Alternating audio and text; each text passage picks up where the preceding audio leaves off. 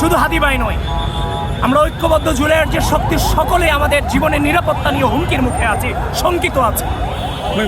প্রিয় সাংবাদিক বন্ধুগণ, এই জুলাই গণঅভ্যুত্থান পরবর্তী সময়ে রাষ্ট্রের স্থিতিশীলতা বজায় রাখবার জন্য গতকালকে নির্বাচন কমিশন একটি গণতান্ত্রিক বাংলাদেশ বিনির্মাণ করবার জন্য গতকালকে যে তফসিল ঘোষণা করেছে, এর পরের দিনই আজকে যে হামলা হয়েছে, এই বাংলাদেশকে স্থিতিশীল করতে চায় না কারা, এই বাংলাদেশে নির্বাচন চায় না কারা, পতিত সরকার চায় না।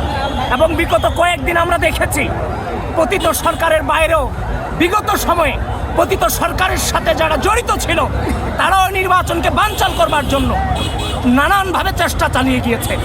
আমি অন্তর্বর্তীকালীন সরকারকে আহ্বান করছি, হাদি ভাইয়ের এই যে হত্যার চেষ্টার পেছনে যারা গুলি করেছে, অতি সত্বর মাটির নিচে থাকলেও তাদেরকে খুঁজে বের করে আনে।